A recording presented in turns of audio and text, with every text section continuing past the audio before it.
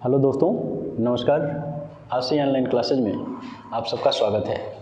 दोस्तों, पिछली क्लास में हमने वायुमंडल की संरचना का अध्ययन किया और इस संरचना में हमने जिन चीज़ों का चर्चा किया था वह चीज़ें अभी भी व्हाइट बोर्ड पे हैं, इसलिए मैं सोचा हूँ कि पहले एक बार रिवीजन कर लेते हैं और फिर हम अगली टॉपिक को पढ़ने का काम करते हैं। और अगली टॉपिक में हमें जिस चीज़ को पढ़ना है वह चीज़ें क्या हैं? वायुमंडल की जो विभिन्न प्रकार की परतें हैं उन परतों की एक एक विशेषताओं पर चर्चा करेंगे और खूब डिटेल चर्चा करेंगे, ताकि आप किसी भी परीक्षा में बैठें और वायुमंडल से क्वेश्चन आ जाए तो आप ऐसा ना कहिएगा कि सर आप जो पढ़ाए थे वो नहीं आया। ठीक है, तो इस हिसाब से पढ़ा जाएगा और यह टॉपिक मेरा सबसे फेवरेट टॉपिक है, इसलिए खूब मन से इसको पढ़ेंगे। देखते हैं, हमने कल के टॉपिक में जो अध्ययन किया था वायुमंडल की संरचना, और इस संरचना को दो भागों में बांटने का काम किया था। पहला कौन सा था? सममंडल, और दूसरा कौन सा था? विषममंडल। सममंडल किसको कहते हैं? वायुमंडल का वह भाग या परत या क्षेत्र जिसमें रासायनिक संरचना एक समान है, इसलिए उसको हम क्या कहें? सममंडल। ठीक है, और विषममंडल वह हिस्सा जिसमें रासायनिक तत्वों की समरूपता नहीं है, समानता नहीं है, विषमता है, इसलिए उसको क्या कहा गया? विषममंडल। सममंडल की ऊंचाई 0 से या समुद्र तल से 80 किलोमीटर, और इसकी ऊंचाई की बात करते हैं तो 80 से 10,000 किलोमीटर। लेकिन हम सममंडल को पुनः 3 मंडलों में बांटे। कौन सा? क्षोभ मंडल, जिसको ट्रोपोस्फियर, जिसकी ऊंचाई औसतन 15 किलोमीटर, अधिकतम न्यूनतम ये सारी चीज़ें आपको बताई जाएंगी। दूसरा समताप मंडल, जिसको स्ट्रेटोस्फियर कहते हैं, इसकी ऊंचाई 50 किलोमीटर। ये नहीं है कि 15 किलोमीटर के ऊपर 50 किलोमीटर, ऐसा नहीं होगा। जो ये 0 किलोमीटर से 15 किलोमीटर, 0 किलोमीटर से ही 50 किलोमीटर, मतलब 15 किलोमीटर के ऊपर और कितना? 35 किलोमीटर, तभी तो 50 किलोमीटर होगा। तो ये 50 किलोमीटर। फिर मध्य मंडल की बात करते हैं तो मध्य मंडल जो है वह 80 किलोमीटर तक, तो मतलब 50 किलोमीटर के बाद 80 किलोमीटर नहीं, 50 किलोमीटर के बाद 30 किलोमीटर, तब जाकर के 80 किलोमीटर हो जाएगा। कहाँ से? 0 लेवल से। उसके बाद हमने विषम मंडल का अध्ययन किया था, और विषम मंडल की हमने बात किया तो इसको 2 भागों में बांटा गया। पहला आयन मंडल, और आयन मंडल को भी 2 भागों में बांटा जाएगा, एक आयन मंडल और एक आयतन मंडल। और उसके बाद कौन सा हो जाता है? बहिर्मंडल। बहिर्मंडल की ऊंचाई 10,000 किलोमीटर तक, इसकी ऊंचाई 640 किलोमीटर तक। ठीक है, इन परतों को भी यहाँ पे हमने दिखाया। यहाँ पे कौन सा है? क्षोभ मंडल। देखिए 14 से 15 किलोमीटर, इसको हालांकि 15 किलोमीटर ही कर दे रहे हैं, यहाँ पे 15 किलोमीटर लिखे हैं, औसतन 14 से 15 किलोमीटर माना जाता है, तो यहाँ पे इसको हम भी 15 किलोमीटर ही कर दे रहे हैं। ठीक है, 15 किलोमीटर। इसके बाद इसकी यदि हम बात करते हैं तो 50 किलोमीटर, इसकी बात करते हैं तो कितना? 80 किलोमीटर, और इसकी बात करते हैं तो देखिए यहाँ पे मैं हल्का सा क्रॉस किया हूँ, इसका मतलब यहाँ पे बहुत सारे आंकड़े हैं जो यहाँ पे इसको ऐसे क्रॉस करके दिखा दिया गया है, तो यह क्या हो जाएगा? आपका बहिर्मंडल हो जाएगा। ठीक है दोस्तों, तो इसी की हमें चर्चा करनी है आज की क्लास में। और आज अब हम स्टार्ट करेंगे वायुमंडल की पहली परत, जिसको क्षोभ मंडल के नाम से जानते हैं। ठीक है, तो इसको हम मिटाने का काम करते हैं।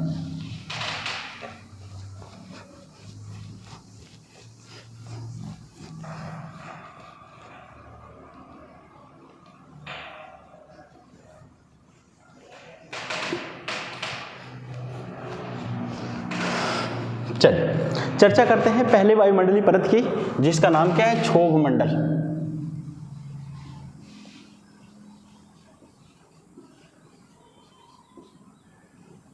सबसे पहले वायुमंडल में मैंने आपको यह बताया था कि किसी भी परत की अंग्रेजी नहीं भूलेंगे, मतलब इंग्लिश टर्म नहीं भूलेंगे, बिल्कुल याद रखेंगे, क्योंकि वहां से क्वेश्चन बन जाते हैं। तो क्षोभ मंडल को हम किस नाम से जानते हैं? ट्रोपोस्फियर के नाम से।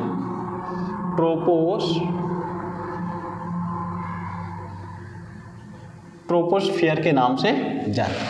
तो यह क्या हो गया? वायुमंडल की पहली परत, जिसको क्या कहते हैं? ट्रोपोस्फियर की बात करते हैं, या ट्रोपोस्फियर के नाम से जानते हैं। इसमें हम 3 चीज का अध्ययन करेंगे विशेष रूप से, और 3 चीजों में सबसे पहले हम जिसकी बात करेंगे तो वह क्या होगा? आपका सबसे पहले इसका नामकरण हम देख लेते हैं। नामकरण, ठीक है, सबसे पहले हम जिस चीज की बात करेंगे वह चीज क्या होगा? नामकरण की। और नामकरण को देखते हैं तो टिजरेंस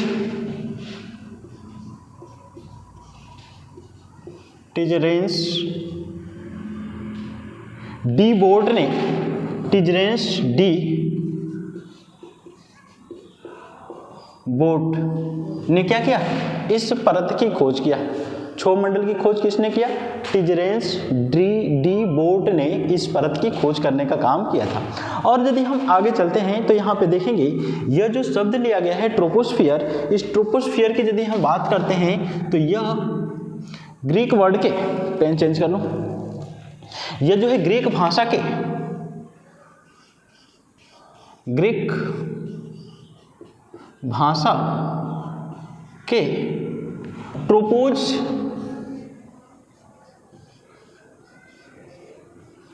ट्रोपोज से लिया गया है, जिसका अर्थ क्या होता है? मिश्रण।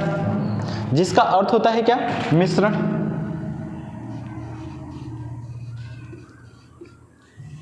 जिसका अर्थ क्या होता है? मिश्रण होता है, या इसी को और किस नाम से हम जानते हैं? विक्षोभ के नाम से जानते हैं। ठीक है, इसको किस नाम से जानते हैं? नामकरण किसने किया? टिजरेंस डी बोट ने किया। किस भाषा से यह ट्रोपोज शब्द लिया गया है? यह लिया गया है ग्रीक भाषा के ट्रोपोज से लिया गया है, जिसका अर्थ क्या होता है? मिश्रण या विक्षोभ के नाम से जाना जाता है। आगे यदि हम चर्चा करते हैं तो सबसे इसकी पहली बात आ जाती है, वो क्या होती है? ऊंचाई की। इसकी पहली विशेषता की हम बात करेंगे तो इसकी विशेषता क्या होगी? ऊंचाई की बात करेंगे हम, ऊंचाई की। और इसकी ऊंचाई की हम बात करते हैं तो इसकी ऊंचाई 3 होती है। इसकी ऊंचाई कितनी होती है? 3 होती है। कौन कौन सी होती है?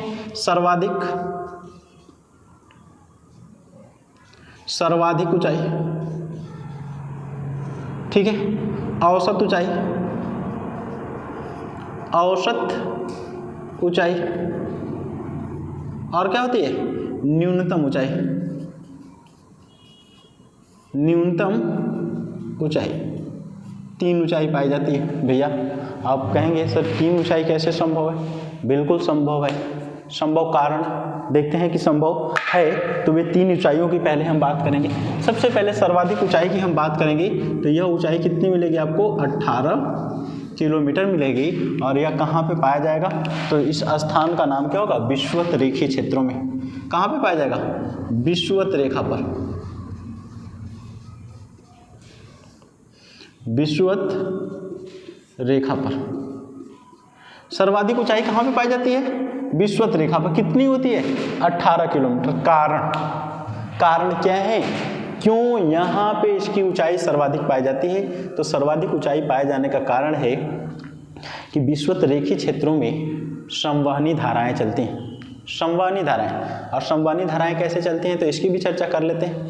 इसका कारण संवहनी धाराओं के चलने का यह है कि विषुवत रेखा या विषुवत रेखीय जो क्षेत्र होता है पूरे पृथ्वी के मध्य में, और हमें और आपको पता है कि सूर्य 22 दिसंबर को मकर रेखा पे, ठीक है, 21 मार्च को विषुवत रेखा पे, 21 जून को कर्क रेखा पे, पुनः 23 सितंबर को विषुवत रेखा पे। तो चाहे सूर्य कर्क पे हो, चाहे विषुवत मकर पे हो, चाहे विषुवत रेखा पे हो, सूर्य की किरणें 365 दिन विषुवत रेखीय क्षेत्रों में सीधा पड़ता है। और जब 365 दिन विषुवत रेखीय क्षेत्रों में सीधा पड़ता है तो यहाँ पे तापमान भी अधिक होता है। और एक चीज़ हम यदि नोट करें आपको तो बताएं कि जो विषुवत रेखीय क्षेत्र होता है अधिकतर जलीय क्षेत्र है। इसलिए जब सूर्य की किरणें सीधी विषुवत रेखा पे पड़ती हैं तो वहाँ का जल क्या होता है? गर्म होता है। और जब जल गर्म होता है तो वह वाष्प का रूप धारण करता है, और वाष्प का रूप धारण करके ठीक ऊपर चलने लगता है। ठीक है, ऊपर चलने लगता है। तो ऊपर की तरफ चलने वाली धाराओं को किस नाम से जानते हैं? संवहनी धाराओं के नाम से। अर्थात विषुवत रेखीय क्षेत्रों में सूर्य के तापमान अधिक पड़ने के कारण वहाँ का जल गर्म होकर के वाष्प का रूप धारण करता है, और वाष्प का रूप धारण करके दाहिने बाहिने न चलकर, दाएं बाएं न चल करके सीधे क्या होता है? ऊपर उठता है। और जब सीधे ऊपर उठता है तो इसी को क्या कहते हैं? संवहनी धाराओं के नाम से जानते हैं। और इसी विषुवत रेखीय क्षेत्रों में क्षोभ मंडल की ऊंचाई 18 किलोमीटर पाई जाती है, जो सर्वाधिक है, जिसका कारण यही संवहनी धाराएं हैं। क्योंकि जब संवहनी धाराएं चलती हैं तो धीरे धीरे इसको उठा करके ऊपर लेके चल जाती हैं। आगे हम समताप मंडल में ये भी बताएंगे कि कहीं कहीं या कभी कभी तो समताप मंडल विषुवत रेखीय क्षेत्रों में अदृश्य हो जाता है, क्योंकि क्षोभ मंडल की ऊंचाई समताप मंडल तक पहुंच जाती है इतना ऊपर। इसलिए क्या होता है? समताप मंडल अदृश्य हो जाता है। तो क्षोभ मंडल का सर्वाधिक ऊंचाई यदि पूछा जाए तो 18 किलोमीटर। कहाँ पे? विषुवत रेखा पे। औसत ऊंचाई की यदि हम बात करेंगे तो यह ऊंचाई निकल करके आएगी 14 से 15 किलोमीटर। तो ये सामान्य भाग में कर्क रेखा, मकर रेखा वाले क्षेत्रों में, चाहे इससे उत्तर और दक्षिण वाले क्षेत्रों में रहेगी, ठीक है। और न्यूनतम ऊंचाई की यदि हम बात करते हैं तो न्यूनतम ऊंचाई कहाँ होती है, 8 से 10 किलोमीटर होती है। और यह भी कहाँ पे होता है, यह होता है ध्रुवों पे। यह कहाँ पे होता है, ध्रुवों पर होता है, ठीक है। तो यहाँ पे देख लीजिए, सबसे पहले क्षोभ मंडल की ऊंचाई की हम चर्चा करते हैं। क्षोभ मंडल की ऊंचाई 3 पाई जाती है, लेकिन आपसे बस पूछा जाए क्षोभ मंडल की ऊंचाई कितनी है तो आप कितना बताएंगे, 14 से 15, क्योंकि औसत की हम बात करते हैं। औसत की बात करते हैं तो औसत ऊंचाई कितनी है, 14 से 15 किलोमीटर है। सर्वाधिक ऊंचाई कहाँ पे है, 18 किलोमीटर विषुवत रेखा पे। न्यूनतम ऊंचाई कितनी है, 8 से 10 किलोमीटर। कहाँ पे, ध्रुवों पे, मतलब दोनों ध्रुवों की तरफ जो है क्षोभ मंडल क्या हो गया है, नीचे आ गया, ठीक है। क्षोभ मंडल नीचे आ गया। तो पहली चीज हमने चर्चा कर लिया किसके बारे में, क्षोभ मंडल के ऊंचाई के बारे में। दूसरी चीज पे हम चर्चा करेंगे तो दूसरा चीज क्या होगा, तापमान होगा। तो दूसरी चीज की हम चर्चा करते हैं, तापमान की। तापमान की चर्चा करते हैं, ठीक है।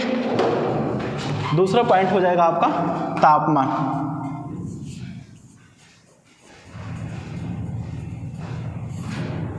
तापमान की हम बात करते हैं। जब तापमान की बात करते हैं तो तापमान की विशेषताओं पे चर्चा करते हैं। तो तापमान यहाँ पे घटता है। विशेषता क्या है, क्षोभ मंडल में तापमान ऊंचाई के साथ गिरता है। तो इसको लिख लेते हैं, ठीक है। लिखिए, ऊंचाई के साथ तापमान में, यहां पे मैं लिखता हूं, ऊंचाई के साथ तापमान में गिरावट दर्ज होती है।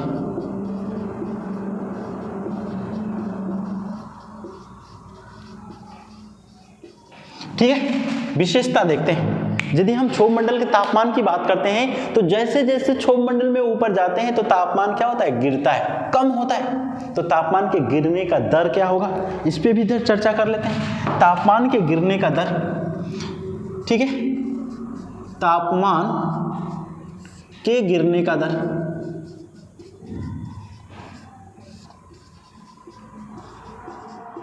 तापमान के गिरने का दर, इस पे यदि हम चर्चा करते हैं तो इस पे देखते हैं। पहला क्या होगा, लगभग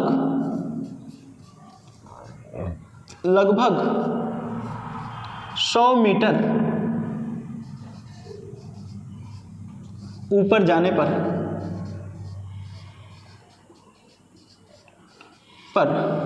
टेम्परेचर, यहां पे मैं लिख दे रहा हूं, टेम्परेचर में 0.65 डिग्री सेंटीग्रेड की कमी होती है। पहली विशेषता हमने चर्चा किया कि यदि आप क्षोभ मंडल में हैं और क्षोभ मंडल में यदि आप ऊपर जा रहे हैं, और कितना ऊपर जा रहे हैं, लगभग 100 मीटर ऊपर जा रहे हैं, तो तापमान कितना गिरेगा, 0.65 डिग्री सेंटीग्रेड तापमान गिर जाएगा। मतलब प्रत्येक 100 मीटर पे तापमान में 0.65 डिग्री सेंटीग्रेड की गिरावट दर्ज होती है यदि आप क्या करते हैं, ऊपर की तरफ चढ़ते हैं। तो यहाँ पे देखिए, लगभग 100 मीटर के ऊपर जाने पर तापमान में कितना, 0.65 डिग्री सेंटीग्रेड की कमी दर्ज होती है। तो दूसरी विशेषता को भी देखते हैं। दूसरा पॉइंट यहाँ पे हम नोट करेंगे, और दूसरा पॉइंट क्या कहता है, कहता है इसको, दूसरी चीज को हम दूसरे रूप में देखेंगे। दूसरे रूप में लगभग 165 मीटर ऊपर जाने पर, लगभग 165 मीटर ऊपर जाने पर तापमान में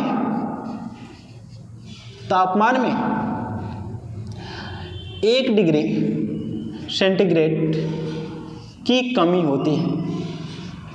ठीक है। लगभग आप कितना ऊपर जा रहे हैं, 165 मीटर के आसपास, 164 या 165 मीटर की ऊंचाई पे जाते हैं तो तापमान कितना गिर जाएगा, 1 डिग्री सेंटीग्रेड गिर जाएगा। इसी हिसाब से या इसी दर से यदि हम और ऊपर चलें तो तीसरा पॉइंट लिखेंगे, और तीसरा पॉइंट यह होगा, तीसरा पॉइंट कि लगभग कितना, 1000 मीटर या 1 किलोमीटर ऊपर जाने पर ऊपर जाने पर तापमान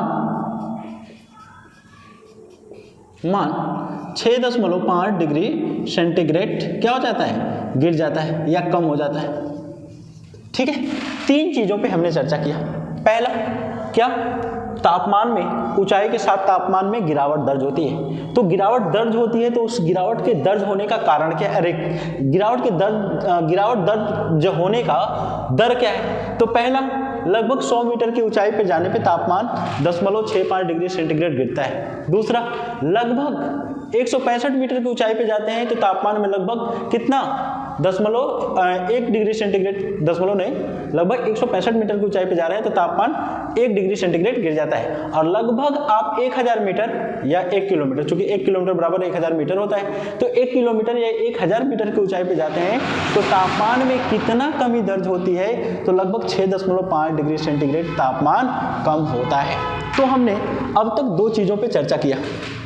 अब तक कितने चीजों पे चर्चा किया हमने, 2 चीजों पे। और जिन 2 चीजों पे चर्चा किया है वे 2 चीजें कौन कौन सी हैं। सबसे पहले हमने बात किया इसके नामकरण की। तो नामकरण किसने किया, टिजरेंस डिबोट ने। वे कौन थे, ग्रीक निवासी थे। ठीक है, इन्होंने जो ट्रोपोज शब्द का प्रयोग किया, ट्रोपोस्फियर शब्द का प्रयोग किया, वह ट्रोपोज किस भाषा का शब्द है, ग्रीक भाषा का। इसका अर्थ क्या होता है, विक्षोभ या मिश्रण होता है। ठीक है, ऊंचाई की बात करते हैं तो इसकी सामान्यतः ऊंचाई तो 14 से 15 किलोमीटर होती है, लेकिन सर्वाधिक ऊंचाई लगभग 18 किलोमीटर होती है। ठीक है, सर्वाधिक ऊंचाई लगभग 18 किलोमीटर कहाँ पे होती है, विषुवत रेखा पे। क्यों होती है, संवहनी धाराओं के कारण होती है। उसके बाद बात करते हैं न्यूनतम ऊंचाई कहाँ पे होती है, तो ध्रुवीय क्षेत्रों में होती है। ठीक है, उसके बाद तापमान की बात किया तो तापमान ऊंचाई के साथ क्या होता है, गिरता है।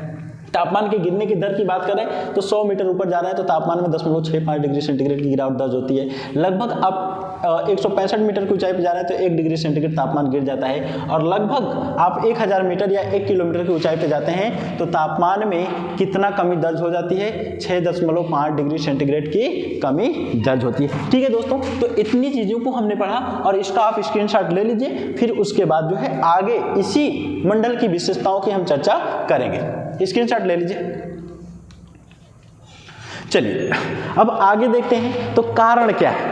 कारण क्या है कि यहाँ पे तापमान में गिरावट दर्ज होती है। तो मैंने दोस्तों आपको जब वायुमंडल का संगठन पढ़ाया था, संगठन कि किन किन गैसों से वायुमंडल मिलकर के बना हुआ है तथा उन गैसों की मात्रा क्या है तथा उन गैसों की विशेषताएं क्या हैं, तो वहाँ पे मैंने बताया था एक गैस के बारे में, जिस गैस का मैं नाम क्या लिया था, CO2, जिसे हम क्या कहते हैं, कार्बन डाइऑक्साइड कहते हैं। और मैंने वहीं पे आपको बताया था कि यदि यह हमारे क्षोभ मंडल में न रहे या पृथ्वी के सबसे निचले हिस्से में न रहे तो पृथ्वी का तापमान -100 डिग्री के आसपास होगा और यहाँ पे जीवन संभव नहीं है। और मैंने ये भी बताया था कि इसकी सर्वाधिक ऊंचाई 32 किलोमीटर तक होती है, लेकिन इसका सर्वाधिक संकेंद्रण कितना होता है, मात्र 6 किलोमीटर तक होता है। समुद्र तल से 6 किलोमीटर ऊंचाई तक ही CO2 की मात्रा अधिक पाई जाती है और जैसे जैसे ऊपर जाते हैं इसकी मात्रा में कमी दर्ज होती है।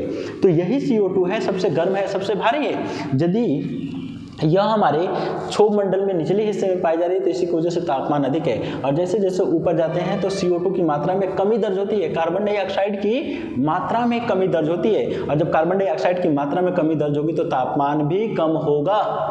ठीक है, जैसे जैसे कार्बन डाइऑक्साइड की मात्रा कम होती जाती है वैसे वैसे तापमान भी क्या होता है, कम ही होता जाता है। ठीक है, तो इसीलिए यही कारण, मुख्य कारण यही है कि क्षोभ मंडल में ऊंचाई के साथ तापमान में गिरावट दर्ज होती है। अच्छा, यहीं से क्वेश्चन कभी कभी पूछ देता है, रिलेट करके पूछ देता है कि भारत में नैनीताल जो है, अच्छा भारत के प्रमुख स्वास्थ्यवर्धक स्थलों में देखते हैं डलहौजी है, दार्जिलिंग है, नैनीताल है, रानीखेत है, मसूरी है, इस तरह के स्थान है जिनकी ऊंचाई लगभग 2000 मीटर से ऊपर है। क्यों ऐसा क्यों होता है कि उनको स्वास्थ्यवर्धक स्थल कहते हैं? क्योंकि गर्मी के समय हमारे वहाँ तापमान, इस समय तापमान लगभग 40-42 डिग्री सेंटीग्रेड हमारे वहाँ चल रहा है, लेकिन वहाँ पे आप चले जाएं नैनीताल में तो वहाँ का तापमान हमसे कम से कम 13 डिग्री सेंटीग्रेड कम होगा, कम से कम 13 डिग्री सेंटीग्रेड कम होगा। तो हमारे वहाँ 42 है तो 42 में से 13 कम कर लीजिए, कितना होगा, 29 के आसपास होगा। और 29 के आसपास होगा तो हमें बहुत ज़्यादा दिक्कत नहीं होगी। ठीक है, तो अब कारण क्या है? कारण यही है कि नैनीताल लगभग 1965 मीटर या 2000 मान सकते हैं, मोटे तौर पे 2000 मीटर की ऊंचाई पे है। और जब 2000 मीटर की ऊंचाई पे है तो जैसे 100 मीटर गए तो 10.5 डिग्री सेंटीग्रेड गिर गए। या तो कह सकते हैं कि 1000 मीटर गए तो 6.5 और 1000 मीटर गए तो 6.5, मतलब क्या 13 डिग्री सेंटीग्रेड तापमान गिर गया हमारे वहाँ की तुलना में। जब हमारे वहाँ की तुलना में इतना गिर गया तो हम 42 डिग्री के तापमान में मर रहे हैं और वही क्या 29 डिग्री डिग्री तापमान में क्या हो रहा है, खूब मस्त कर रहे हैं, मस्ती कर रहे हैं, मतलब उनके पास अच्छा तापमान होता है। ठीक है, तो ये कारण और ये विशेषताएं होती हैं जिसकी वजह से क्या होता है, क्षोभ मंडल में तापमान गिरता रहता है। ठीक है दोस्तों, तो इतना चीज़ें तो आप स्क्रीनशॉट ले लिए होंगे। अब यहाँ पे हम थोड़ा सा और आगे चलते हैं। तो अच्छा, एक चीज़ और भी है यहीं पे, बल्कि नोट कर लेंगे, नोट में लिख लेंगे, यहाँ पे एक नोट कर लेंगे, नोट में, ठीक है, नोट में लिखेंगे तापमान के गिरने के इस दर को, चाहे ऐसे लिखिए, इस तरह तापमान के गिरने के दर को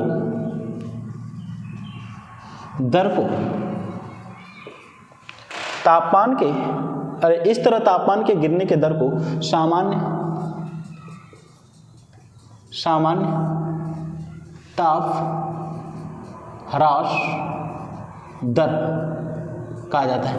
सामान्य ताप ह्रास दर मतलब नॉर्मल टेम्परेचर लैप्स रेट कहते हैं इसको। क्या कहते हैं, नॉर्मल टेम्परेचर या टेम्परेट लैप्स रेट, मतलब तापमान का सामान्य ह्रास दर। मतलब इस तरह से क्षोभ मंडल में तापमान गिरता रहता है। तो यह कोई नई बात नहीं है, यह आम बात है या सामान्य बात है। तो इसी को नॉर्मल टेम्परेट लैप्स रेट के नाम से जानते हैं। ठीक है दोस्तों, अब इसी में कुछ और विशेषताएं रह गई हैं और उन विशेषताओं की भी चर्चा हम कर लेते हैं। उन विशेषताओं की चर्चा करते हैं।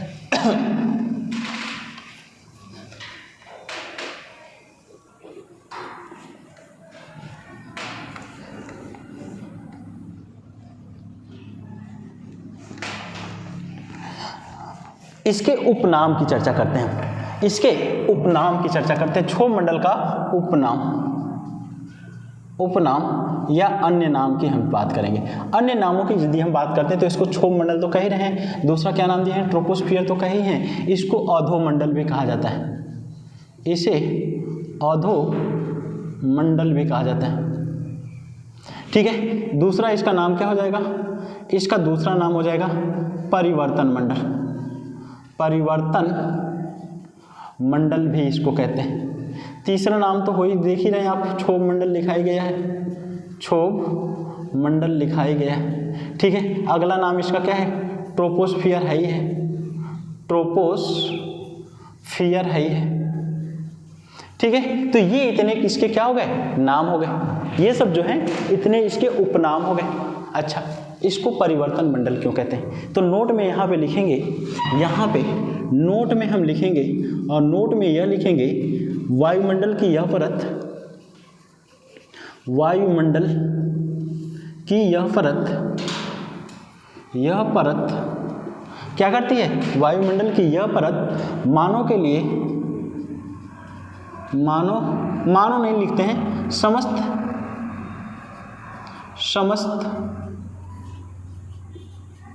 जैविक तत्वों के लिए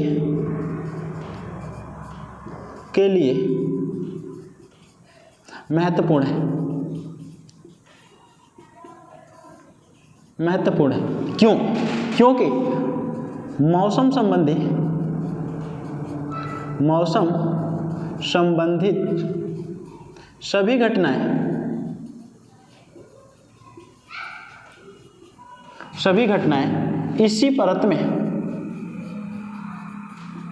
इसी परत में घटित होती हैं।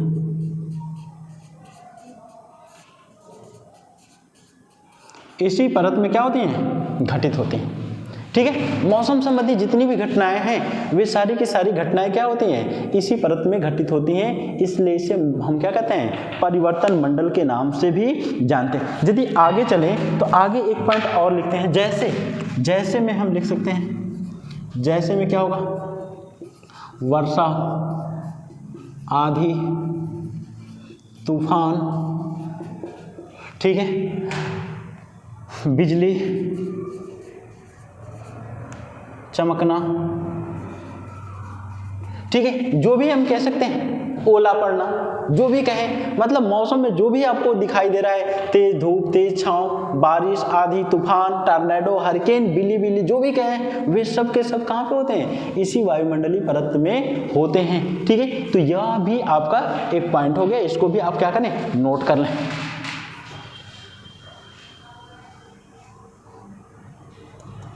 यहाँ पे एक और इसका उपनाम है, बल्कि लिख लीजिए, इसको मिश्रण मंडल भी कहते हैं। पांचवा क्या हो जाएगा, इसको मिश्रण मंडल भी कहते हैं,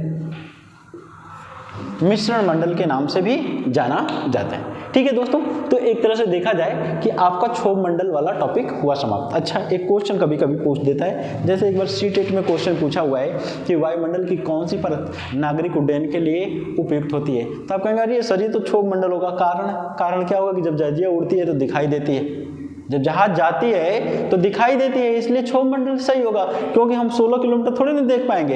ऐसा नहीं होता है, नागरिक उड्डयन का कार्य जो होता है वह क्षोभ मंडल में नहीं किया जाता है। कहाँ पे किया जाता है, समताप मंडल में। तो जब समताप मंडल हम आपको बताएंगे तो वहाँ पे इसकी चर्चा की जाएगी। जरा इस मैप में इस विशेषता को देख लेते हैं। देखिए यहाँ पे क्या है, यह दिया गया है टेम्परेचर, यहाँ पे तापमान, यहाँ पे देख रहे होंगे आप तापमान कैसा है, धनात्मक। इधर यदि आ रहा है तो तापमान कैसा है, ऋणात्मक। मतलब यहाँ से देखिए, यहाँ पे 0 डिग्री सेंटीग्रेड तापमान, समुद्र तल पे जो इसे 0 डिग्री सेंटीग्रेड तापमान नहीं होता है। जैसे जैसे आप क्या करते हैं, समुद्र तल का तापमान औसत 17 डिग्री 17 लगभग 63 फ़ारेनहाइट के आसपास होता है, तो यहाँ पे देखेंगे लगभग 15 या 17 डिग्री सेंटीग्रेड के आसपास दिखाया गया है। 10 और 20 के बीच में है तो लगभग 15 डिग्री सेंटीग्रेड। यहाँ पे क्या है, धनात्मक है, तो यहाँ पे तापमान लगभग 15 डिग्री सेंटीग्रेड। लेकिन जो जो ऊंचाई बढ़ रही है, देख रही है तापमान क्या हो रही है, इधर का ऋणात्मक है तो तापमान गिर रहा है। और इस क्षोभ मंडल के ऊपरी सीमा पर एक पॉइंट और लिखवा दे रहा हूँ, क्षोभ मंडल के ऊपरी सीमा पर जाकर के तापमान कितना हो जाता है, -80 डिग्री सेंटीग्रेड हो जाता है। ठीक है, तो यहाँ पे एक चीज और लिख लेंगे, तापमान जो होगा, एक पॉइंट और नोट में लिखेंगे, नोट में एक पॉइंट और लिखेंगे, क्षोभ मंडल की ऊपरी सीमा पर, क्षोभ मंडल के ऊपरी सीमा पर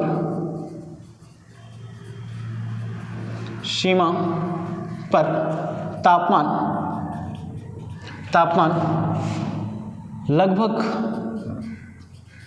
-80 डिग्री सेंटीग्रेड हो जाता है। ठीक है, क्षोभ मंडल की ऊपरी सीमा पर तापमान लगभग कितना होता है, -80 डिग्री सेंटीग्रेड हो जाता है। ठीक है दोस्तों, अब क्लास बहुत लंबी ना हो इसके लिए सोच रहे हैं कि एक एक टॉपिक को या एक एक मंडल का ही अध्ययन किया जाए। बहुत ज़्यादा करेंगे तो बहुत अधिक समय हो जाएगा, जिससे क्लासेस क्या होंगी, बोरिंग होंगी। ठीक है, तो इस क्लास को यहीं पे रोकते हैं। कल की क्लास में हम मिलेंगे कौन सा, समताप मंडल। और समताप मंडल अभी शुरू में क्यों नहीं कर रहा हूँ, क्योंकि वो लंबी टॉपिक है, उसमें ओजोन परत भी पढ़ना है हमें, और जब ओजोन परत पढ़ना है तो वो काफ़ी लंबा चैप्टर हो जाएगा, इसलिए इसको यहीं पे रोकेंगे। लेकिन एक बार रिवीजन करते हैं ओरली। देखिए, सबसे पहले हमने नाम क्या लिया, क्षोभ मंडल। उसकी खोज किसने किया, टिजेरेस डी बोट ने किया। यह ट्रोपोस जो शब्द लिया गया है वह किस भाषा का शब्द है, ग्रीक भाषा का शब्द। उसका अर्थ क्या होता है, मिश्रण या विक्षोभ होता है। ठीक है, उसके बाद हमने बात किया था इसकी ऊंचाई की, तो ऊंचाई कितनी पाई जाती है, लगभग 14 से 15 किलोमीटर। सर्वाधिक ऊंचाई 18 किलोमीटर। कहाँ पे, विषुवत रेखा पे। क्यों पाई जाती है, संवहनी धाराओं के चलने के कारण। न्यूनतम ऊंचाई कहाँ पे होती है, ध्रुवों पर होती है। ठीक है, उसके बाद यदि हम वन ने बात किया है तो तापमान की बात किया है, और तापमान की बात किया है तो तापमान इसका क्या होता है, ऊंचाई के साथ गिरता है। कारण क्या है कि ऊंचाई के साथ कार्बन डाइऑक्साइड की मात्रा में कमी दर्ज होती है। ठीक है, तो तापमान के गिरने का दर क्या है, तो प्रति 100 मीटर की ऊंचाई पे जाते हैं तो तापमान 0.65 डिग्री सेंटीग्रेड गिर जा रहा है। लगभग 165 मीटर की ऊंचाई पे जा रहे हैं तो तापमान 1 डिग्री सेंटीग्रेड गिर जा रहा है। लगभग आप 1000 मीटर या 1 किलोमीटर की ऊंचाई पे जा रहे हैं तो तापमान 6.5 डिग्री सेंटीग्रेड गिर जा रहा है। यही कारण है कि जो ऊंचाई पे स्थान है, जैसे रानीखेत, दार्जिलिंग, डलहौजी, ठीक है, कुल्लू मनाली, शिमला, वहाँ पे स्वास्थ्यवर्धक स्थलों का विकास हुआ है। ठीक है, तो तापमान इस दर से गिरता है। अच्छा, तापमान न्यूनतम कहाँ पे होता है क्षोभ मंडल में, तो लगभग इसकी ऊपरी सीमा पे तापमान गिर करके -80 डिग्री सेंटीग्रेड हो जाता है। ठीक है, उसके बाद यदि हम बात करते हैं तो इसके उपनामों की बात की है तो इसको अधोमंडल, अधोमंडल कहते हैं। किस नाम से, परिवर्तन मंडल के नाम से जानते हैं, क्षोभ मंडल के नाम से जानते हैं, ट्रोपोस्फियर के नाम से जानते हैं, इसको मिश्रण मंडल के नाम से भी जानते हैं। क्षोभ मंडल क्यों कहते हैं, क्योंकि मौसम संबंधी सभी घटनाएं, आंधी चलना, हवा चलना, बारिश होना, तूफान आना, ठीक है, ओला पड़ना, चाहे वृष्टि, चाहे वर्षण होना, ठीक है, चाहे बिजली का चमकना, चाहे गरज होना, सबकी सब घटनाएं कहाँ पे होती हैं, यही होती है। इसलिए समस्त जैविक तत्वों के लिए क्या होती है, सबसे ज्यादा महत्वपूर्ण हो जाती है। ठीक है, उसके बाद यदि हम बात किए हैं तो मौसम संबंधी सभी घटनाएं तो होंगी। उसके बाद क्षोभ मंडल के ऊपरी सीमा पर तापमान की भी चर्चा कर ली गई। ठीक है दोस्तों, तो आज के लिए इतना ही। बाकी हम कल पढ़ेंगे समताप मंडल तथा समताप मंडल में ओजोन मंडल, और कोशिश करेंगे कि मध्य मंडल को ही कल वाली क्लास में समेट लिया जाए। ठीक है दोस्तों, धन्यवाद आप लोगों को।